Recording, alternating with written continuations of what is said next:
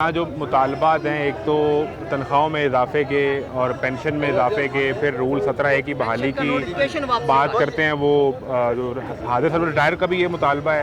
Role 17A پہ سرکار سے بات کریں تو وہ کہتی ہے کہ ہم یہ سرکاری ملازمین کے بچوں اور خاندان کو کیوں پالیں، ہم نے ان کو تنخواہیں دیں، کام کیا، ریٹائر ہوئے، گھر چلے جائیں. اور دوسرا، جب ہم ان سے یہ بات کریں کہ ان کی تنخواہیں آپ نہیں بڑھاتے تو وہ یہ کہتے ہیں کہ جی IMF ہمیں کہتا ہے کہ اپنے اخراجات کم کریں اور رائٹ سائزنگ کریں، تو اسی میں پھر ہم نے آپ کی اتنی تنخواہیں بڑھائی ہیں. اس طرح ہے کہ جہاں تک تعلق ہے اخراجات کم کرنے کا، جب چھوٹے ملازم کی بات آتی ہے اس وقت ان کے اخراجات نظر آ جاتے ہیں، ان کو IMF نظر آ جاتا ہے.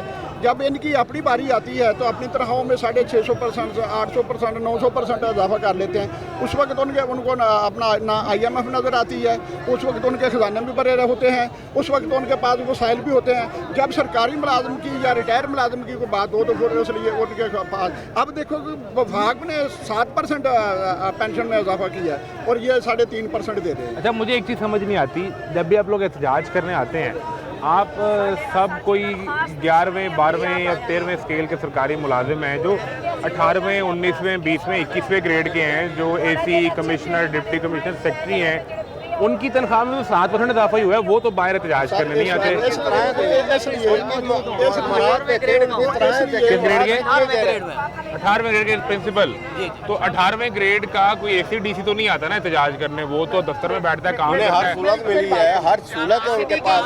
یہ دیکھو ابھی پچھلے سال انہوں نے 13 کروڑ کی گاڑی AC اور مجسٹریٹوں کو لے کر دی ہے. 13 کروڑ کی گاڑی. سیکٹری کی بات کر رہے ہیں، جو آپ اسسٹنٹ کمشنر کی بات کر رہے ہیں، اس سے رہا ہے کہ انہیں ہر فیسلٹی اویلیبل ہے. ان کی جو تنخواہ ہے نا وہ انہیں ایک مطلب کہ دیا جاتا ہے اپنا پلیٹ میں رکھ کر بونس دیا جاتا ہے. بقایا تو تمام اخراجات وہ گورنمنٹ ان کے پورے بھر رہی ہے، پیٹرول انہیں دے رہی ہے، رہائش انہیں دے رہی ہے، کھانا انہیں دے رہی ہے، ہر فیسلٹی ان کے پاس موجود ہے. اور اپنا سرکاری ملازم کو کیا دے رہی ہے؟ سرکاری ملازمین میں بھی فرق ہے، وہ مقدس سرکاری ملازمین ہیں اور آپ غیر مقدس.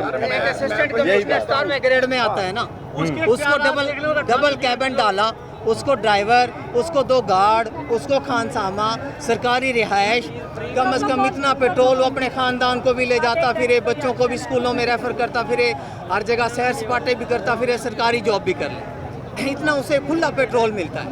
یہاں کوئی مراد نہیں ہے. کوئی لگ جاتا ہے یا سیکٹری لگ جاتا ہے، اس کو تو ضرورت ہی نہیں پڑتی.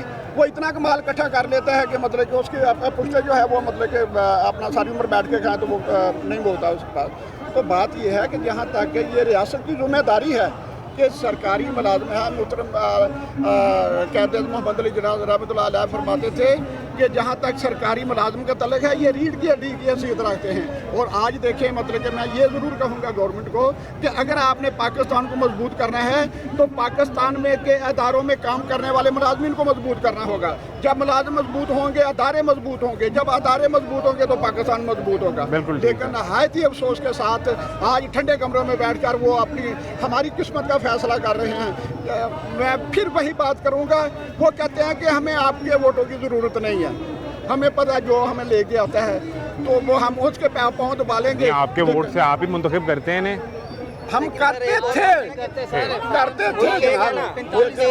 ملک ایک ملک ہے، لیکن ایک ہی ملک میں ایک ہی ریاست میں مختلف طرح کے دستور ہیں، مختلف طرح کے قوانین ہیں. معاشی قوانین امیروں کے الگ ہیں، ان کے الگ ہیں. دیکھیں پچھلے سال 30% پچھلے سال ڈسپیرٹی الاؤنس دیا گیا وفاق، لیکن ہمیں نہیں ملا. اس دفعہ پھر وفاق کو 15% انہوں نے ڈسپیرٹی الاؤنس دیا ہے، لیکن ہمیں نہیں مل رہا. کیوں نہیں مل رہا؟